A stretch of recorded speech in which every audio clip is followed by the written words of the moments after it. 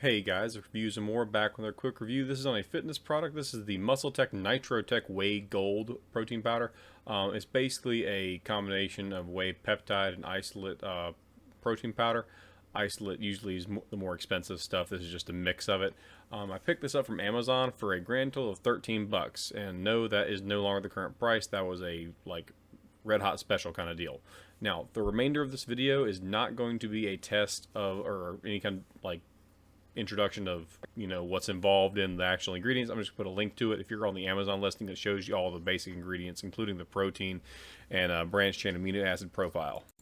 What this review will show you is basically what the product looks like, how well it mixes into cold water with a blender, and my basic impressions of it after using it for a week or two, as far as its ability to, one, fill you up, and some other little items here and there. Now the main thing is, you'll see in just a moment, it's obviously just powdered whey protein. If you ever use the stuff, it's pretty standard. There's nothing really special about it. 24 grams of protein per scoop, very low sugar profile, like 2 grams per serving, so it's fairly keto friendly if that's what you're into. But the big thing is it mixes very, very well with water, which is sometimes an issue. In the past, I haven't been using any protein powders for about 2.5 years. This is the first one, so you get kind of the one I'm going to talk to you about the impact on my body as far as gastrointestinal issues I might have had, and also we're going to see how well it mixes.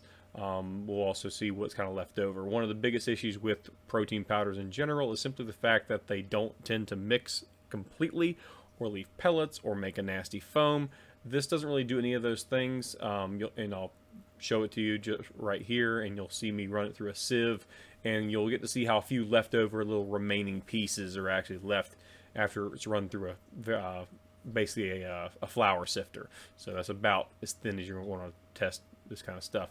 Blender balls, I don't use them, mainly because I've never had much luck with them. Some higher end stuff works great with them, others don't.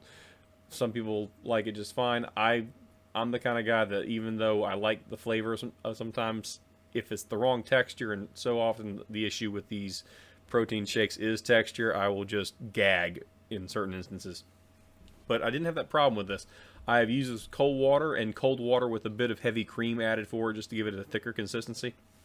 Both work just fine. Just do a 10-second blend on it, and the results are fairly easy to consume. They taste like, in this case, taste just like cookies and cream. That's the flavor of this one. And overall, I'm pretty happy with the product. In just a moment, and right here, you're going to see me run it through a sieve. And I was actually kind of surprised by this, because almost always there's little chunkies at the bottom, and with the cookies and cream in particular, they got little chunks of there's 8 specks of cookie in there because it is cookies and cream. But run it through a sieve real fast, and you'll see that there's very little left over. So it really does a good job blending and getting mixed up into the water well. So it's not gritty. That's one thing that I try to avoid. If it's a gritty tasting product, it's almost instantly kind of gross, and I don't want to deal with it. But in this instance, it's great. I mean, it basically just comes through almost the consistency of like a 2% or a skim milk as far as the consistency. And if you want to make it taste a little better, add a little bit of heavy cream to it. That'll kind of give it a better texture and better flavor profile without increasing the sugar content. All right, now, this next part is a little bit TMI. This is the part where you go, oh, I don't want to hear about that, so turn it off. If that's you, turn it off now. This is where I talk about the gastrointestinal issues that this product can cause. I mentioned it earlier. I had not used any protein product, but I have in the past used many different kinds. And sometimes I'll buy a 5-pound bucket because I'm like, oh, it's on sale, and then I get it home, try it, and I don't leave the bathroom for several hours. So I've had that issue in the past, so that's my kind of stomach strength. So if you're similar to me and you've had that issue before, this doesn't really do that, so you don't have to worry so much about it. I used it 2 times a day for 3 days. I had one bout where I was like not uncomfortable, but it wasn't uncomfortable, but it just, it happens. But since then, nothing, and it may have just been an outlying illness or something else I ate. So honestly, it's pretty easy on your stomach. I wouldn't worry too much about it. And with that, thanks for the TMI section. Sorry if it grossed you out. That's the end of my review, guys. Thanks for watching, and as always, if you find the video helpful, please hit the like and subscribe button. Really helps me out, and have a great day.